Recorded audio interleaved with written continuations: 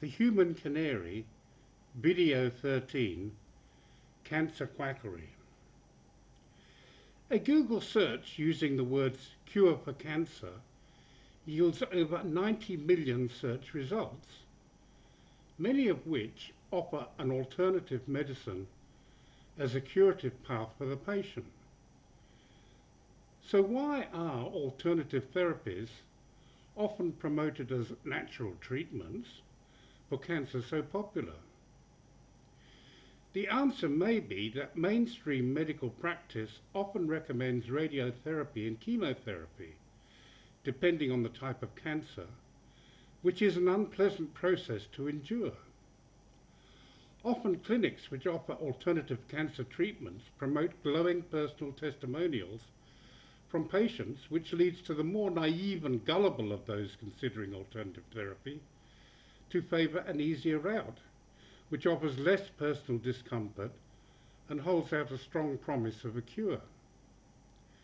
The evidence is not trials in a controlled clinical setting, but rather by anecdotal experience coupled with vague, pseudo-scientific language delivered by a white-coated professional with a serious mien.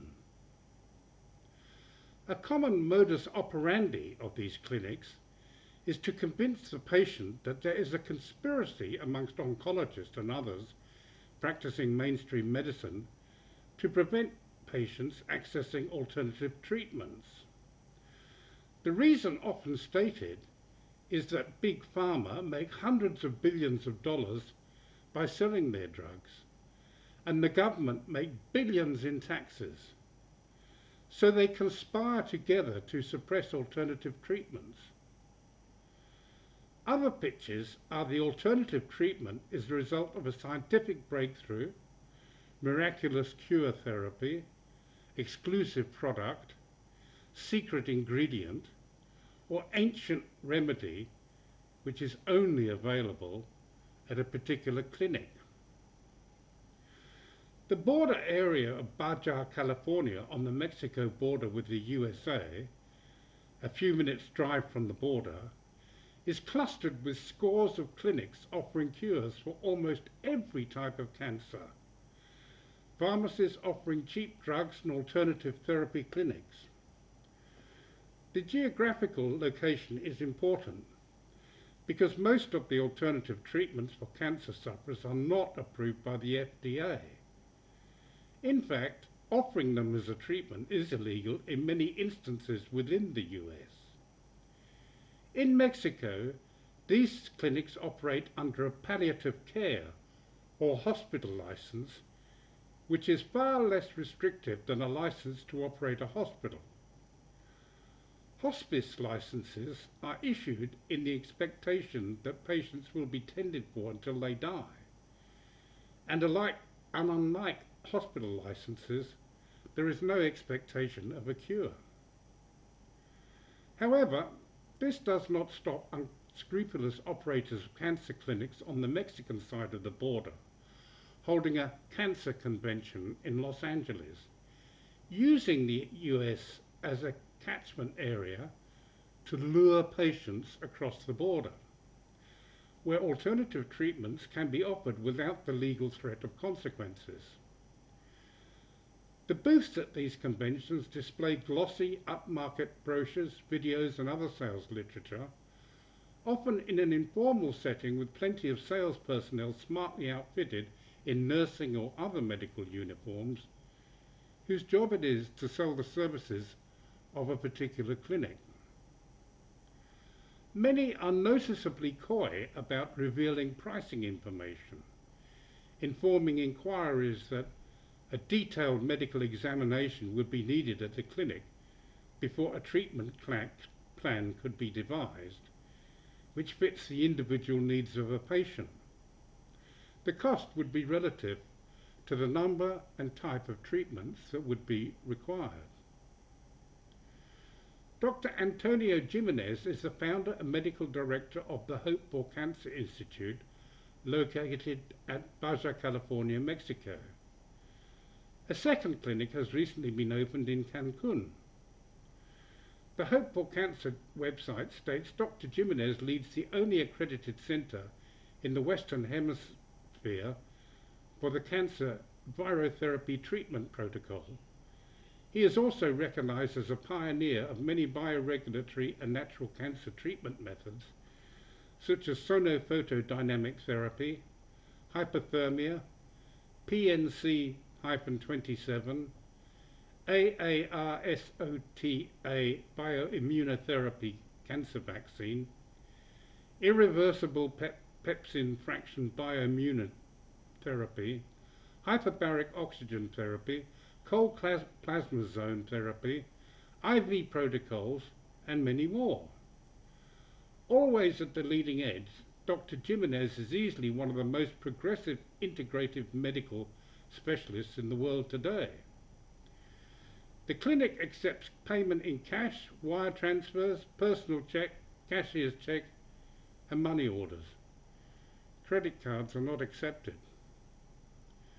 Many of the complementary and alternative treatments offered at the Hope for Cancer Institute have not been rigorously studied or tested within the appropriate environment, using peer-reviewed trial procedures.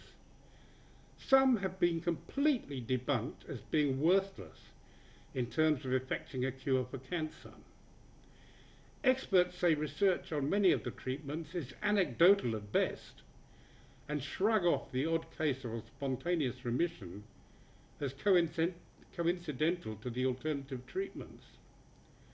For more on this, see www.start-hope-of-the-border/459222482/. Dr. Julian Keenan, who offered sonophotodynamic therapy, SPTT, at the Dove Clinic's Wimpole Street consulting rooms for £300 for a 20-minute session, was found to have brought the profession into disrepute at a medical practitioners' tribunal service hearing in Manchester, according to the Hampshire Chronicle of December 19, 2014. On August 22, 2013, the US Department of Health and Human Services / US Food and Drug Administration issued a statement stating hyperbaric oxygen therapy, HBOT, has not been clinically proven to cure or be effective in the treatment of cancer, autism or diabetes. The FDA also warned that patients receiving HBOT are at a risk of suffering an injury that can be mild, such as sinus pain, ear pressure, painful joints, or serious injuries such as paralysis and air embolism. The famous actor Steve McQueen had mesothelioma, a type of cancer associated with exposure to asbestos. He secretly met with Dr. William D. Kelly, a dentist and orthodontist who had devised a controversial treatment regime he claimed had cured his own pancreatic cancer. Dr. Kelly had been blacklisted by the American Cancer Society and had his license suspended in Texas. But McQueen was interested in the treatment, which was based on the notion that cancers arose and grew from a lack of enough pancreatic enzymes. In June 1980, he travelled to Rosarito Beach, Mexico, to be treated by Mexican and American doctors using Dr. Kelly's regime. He received not only pancreatic enzymes, but 50 daily vitamins and minerals, massages, prayer sessions, psychotherapy, coffee enemas, and injections of a cell preparation made from sheep and cattle fetuses. McQueen was also given Latril, a controversial alternative treatment made from apricot pits. In October, after being tracked down by the National Enquirer, McQueen issued a statement saying he had and was in treatment in Mexico. A week later, Mexican television played an audio message from the Queen in which he said he was recovering. Mexico is showing the world a new way of fighting cancer through non-specific metabolic therapies, he said, adding, "Thank you for helping to save my life." McQueen's resurrection was short-lived. On November 6, 1980, doctors operated to remove cancerous masses from his abdomen and neck. He withstood the surgery, but he died the next day.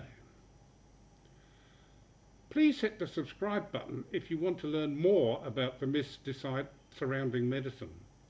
It's the little image of a Neanderthal on the bottom right of your screen. Also, please indicate whether you like or dislike this video. Thank you.